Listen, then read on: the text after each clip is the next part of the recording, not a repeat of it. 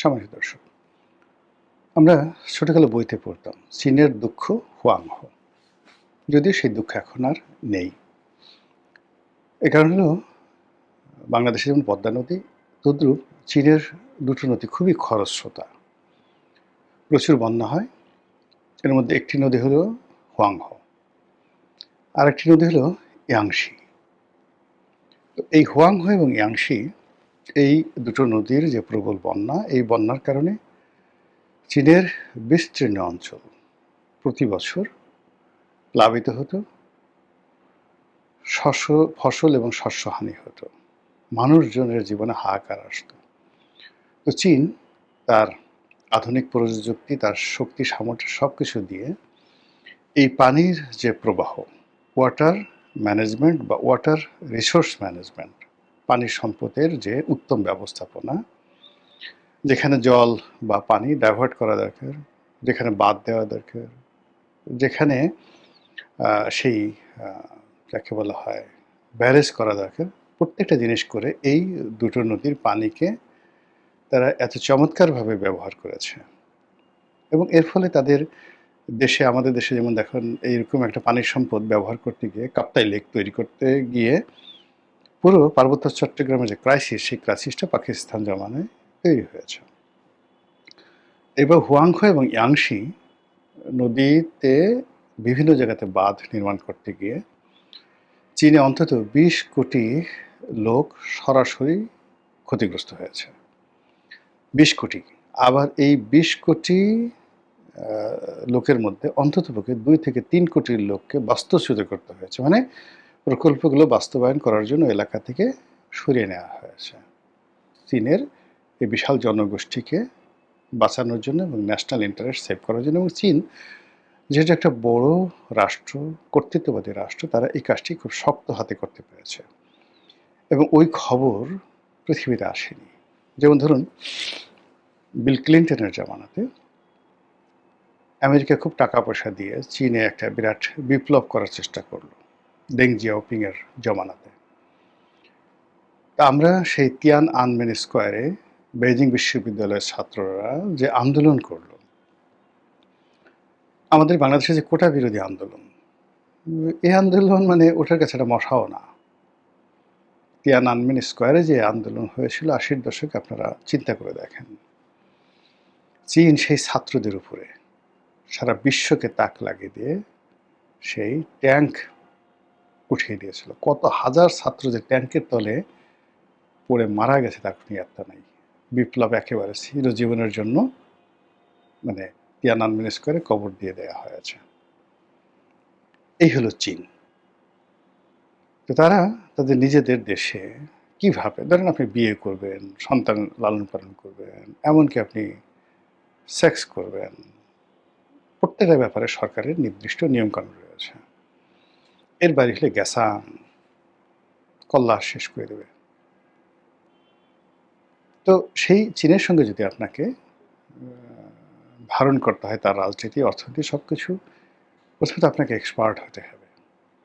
চীনা অর্থনীতি, কৃষ্টি, কালচার এবং বিশেষ করে এখনকার যে শাসন ব্যবস্থা, এই ব্যাপারে এক্সপার্ট না হলে আপনি চীনের বন্ধুত্ব পাবেন না। চীন কারোর সাথে আসলে এভাবে কোনো সফট শত্রুতা ছাড়া এভাবে শত্রুতা করে না। এবং আমেরিকা দেখুন চীনের সাথে বহুবার শত্রুতা করতে গিয়ে নিজেরাই কিন্তু দেউলিয়া হয়ে পড়েছে। তাদের আজকের যে গুগল, তারপরে মানে এই যে তাদের গুগল, ম্যাকডোনাল্ডস, আইফোন, অ্যাপেল, এই গুলোকে হাতিয়ার বানিয়ে তারা চীনকে যেভাবে ডমিনেট করতে চেয়েছে, এটা তাদের জন্য, আমেরিকার জন্য মারাত্মক বুমেরাং হয়ে গেছে। এখন অ্যাপেল সেই আমেরিকা থেকে তাদের যে ফ্যাক্টরিটা সরিয়ে ভারতে এনেছে। চীনের ঘোড়ার ডিম কিছু হয়নি, অ্যাপেলের চেয়ে তাদের যে হুয়াওয়ে, এই কোম্পানির বিক্রি বেড়ে গেছে। সেই টেসলা কোম্পানি দিয়ে তারা ভাব দেখানোর চেষ্টা করেছে, সেখানে বিওয়াইডি, তারপরে শাওমি, তারপর হুয়াওয়ে, এরা যে ইভি ইলেকট্রিক ভেহিকেল তৈরি করেছে, এদের যে আউটপুট এবং প্রাইজিং, এটা যদি চলতে থাকে আর কিছুদিন পর ইলন মাস্কের টেসলা জাস্ট দেউলিয়া হয়ে পড়বে। এগুলো বাস্তবতা।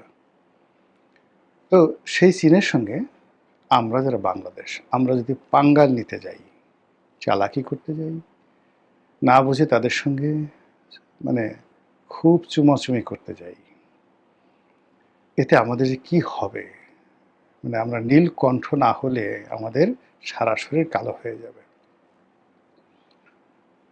তো সেদিক থেকে শেখ হাসিনা চীনের সঙ্গে একটি দহরম মহরম সম্পর্ক তৈরি করে ফেলেছিলেন।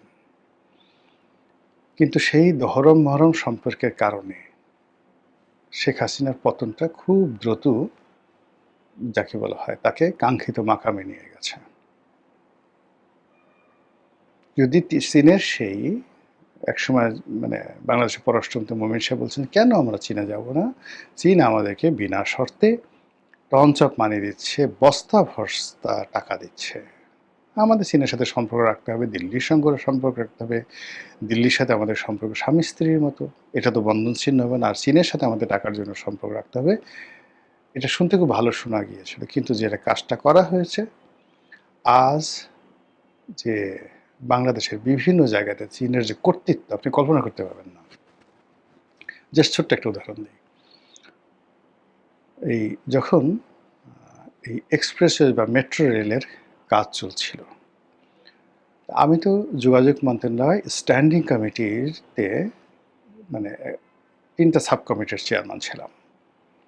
এই মেট্রো রেল কীভাবে হয়েছে, কী হয়েছে না হয়েছে, কোন কোম্পানি কী কাজ পেয়েছে না পেয়েছে, তো সেটা আমার মুখস্থ।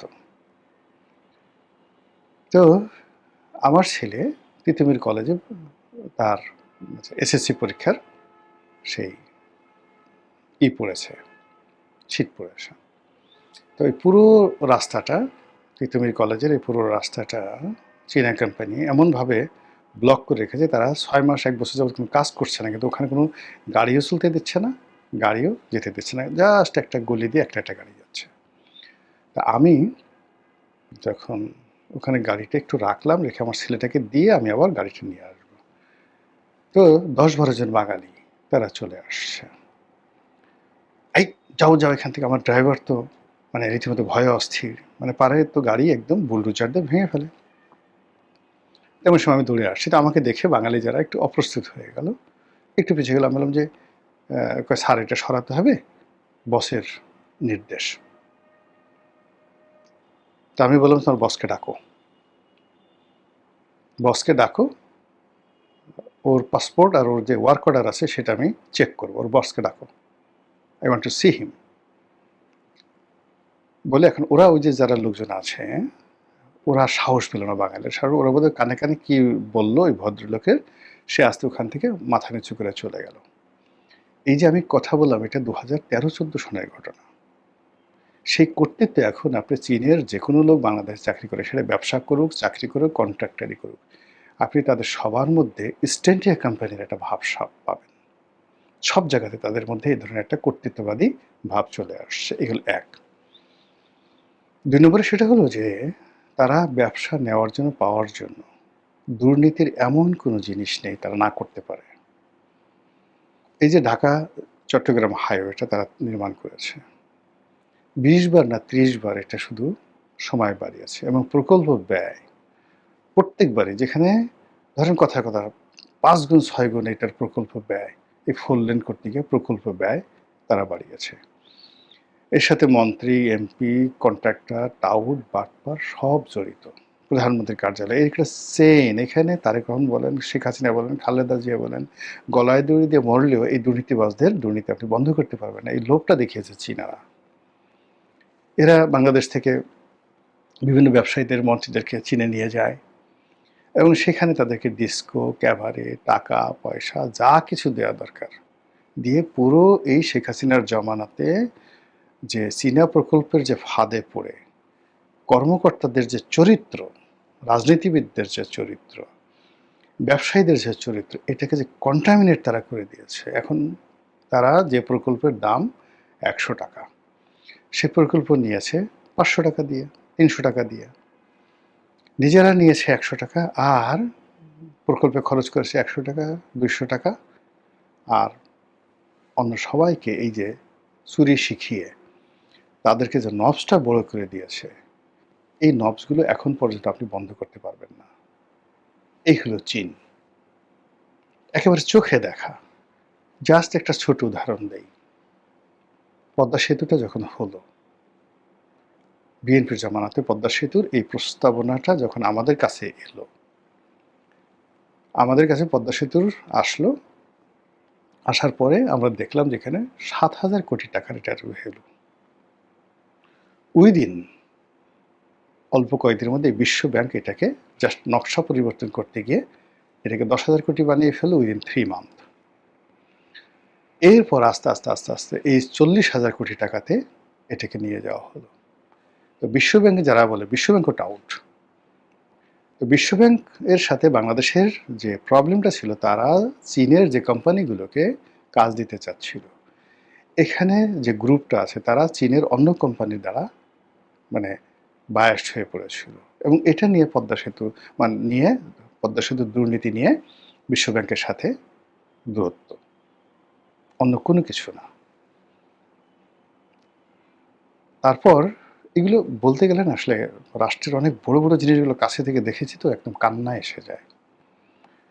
এই যে দেখেন, ঢাকা গাজীপুর একটা সড়ক হয়েছে, কি